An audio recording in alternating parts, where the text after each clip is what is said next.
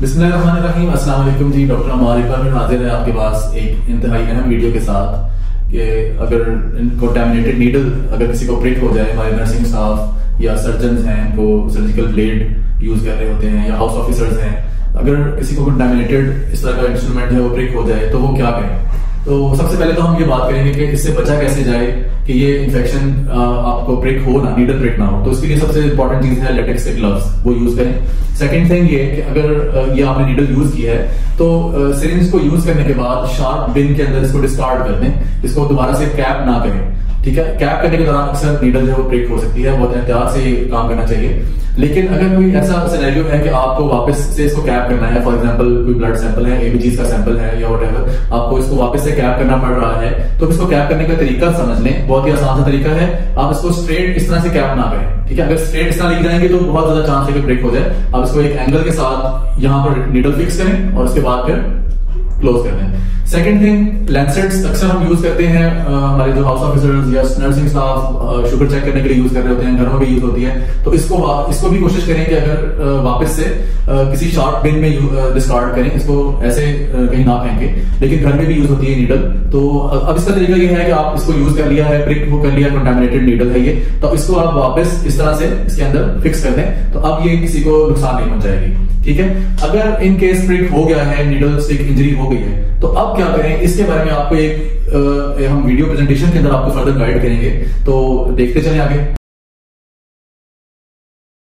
अच्छा, अगर किसी को नीडल प्रिक हो जाती है तो अब वो क्या करे।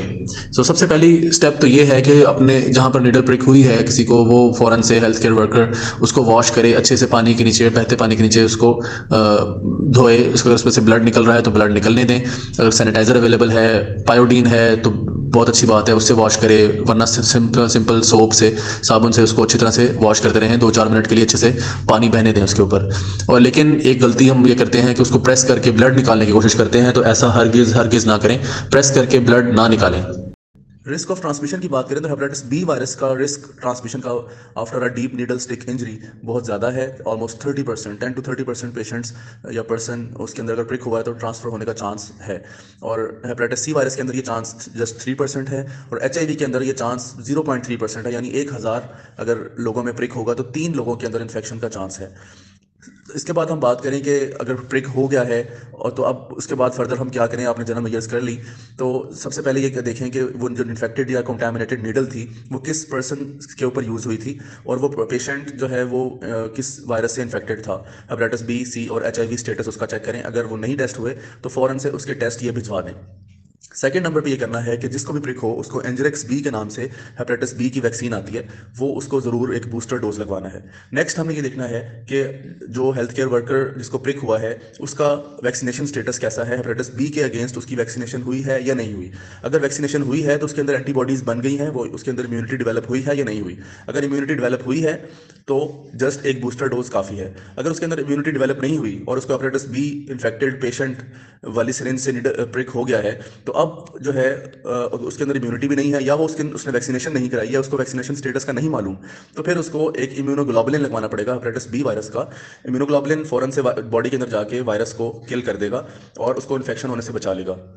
और विद इन 24 आवर्स ये काम करना है। ये वही इम्यूनोग्लोबुलिन है जो कि प्रेग्नेंट फीमेल जिनको हेपेटाइटिस बी वायरस है उनके बेबी को लगाया जाता है आफ्टर बेबी डिलीवर होने के 24 आवर्स के अंदर अंदर ये इम्यूनोग्लोबुलिन लगाया जाता है ऐसे बेबीज को। वही इम्यूनोग्लोबुलिन, उसकी डोज अडल्ट्स के लिए ज़ाहिर अलग है, तो वो इम्यूनोग्लोबुलिन विद इन 24 आवर्स आपको लगवाना ज़रूरी है। सेकेंड नंबर पे हम बात करें हेपेटाइटिस सी वायरस की, तो उसके लिए आप कुछ नहीं कर सकते, जस्ट आपको स्क्रीन करना है। सब आप ये कर सकते हैं हेपेटाइटिस बी और सी दोनों के लिए कि पेशेंट का PCR स्टेटस भी पता कर सकते हैं कि पेशेंट का PCR पॉजिटिव है या नहीं। अगर पेशेंट PCR नेगेटिव है तो फिर तो आपको परेशान होने की कोई ज़रूरत नहीं, लेकिन अगर PCR पॉजिटिव है या फिर वैसे भी आप अपने आप को स्क्रीन करवाएंगे तो 3 महीने और 6 महीने पे आप जो है हेपेटाइटिस बी और सी वायरस के लिए आप अपने आप को स्क्रीन करवाएंगे कि आपको इन्फेक्शन लग तो नहीं गया।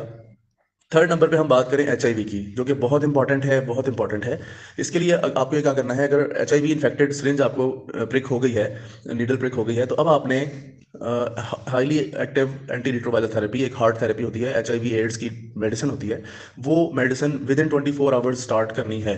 लेकिन ये मेडिसिन आपको मार्केट में अवेलेबल नहीं मिलती। ये गवर्नमेंट सेटअप्स, गवर्नमेंट हॉस्पिटल, जो बड़े हॉस्पिटल हैं जहाँ पर HIV एड्स का क्लिनिक बना हुआ है, वहाँ से ट्रीटमेंट ये फ्री ऑफ कॉस्ट मिलता है। आप फ़ौरन से वहाँ पर अप्रोच करेंगे, पहुँचेंगे और उनको बताएंगे कि मुझे इस तरह से HIV इन्फेक्टेड पेशेंट की नीडल प्रिक हो गई है, तो मुझे ये ट्रीटमेंट स्टार्ट करवाएं। और वो मेडिकेशन आपने रोजाना एक टैबलेट 1 महीने तक लेनी है, जिससे रिस्क ऑफ ट्रांसमिशन बहुत कम हो जाता है। कोशिश करें कि ये 24 घंटे के अंदर अंदर मेडिसिन स्टार्ट हो जाए। अगर 24 घंटे में ना हो स्टार्ट, तो 72 घंटे के अंदर अंदर भी ये मेडिसिन स्टार्ट कर सकते हैं। लेकिन अगर 72 घंटे गुजर गए हैं, तो उसके बाद अब ये मेडिसिन स्टार्ट करने का कोई फायदा नहीं। इस रिस्क को देखने के लिए कि आपको खुदा न खास्ता हेपेटाइटिस बी, सी या HIV ट्रांसफ़र तो नहीं हो गया, तो इसके लिए आपको 3 महीने और 6 महीने पे ये test hepatitis B surface antigen, anti HCV और एंटी HIV ये टेस्ट करवाने होंगे। और एहतियातन आप 1 साल के बाद भी दोबारा ये टेस्ट करवा सकते हैं। Thank you so much for watching this video.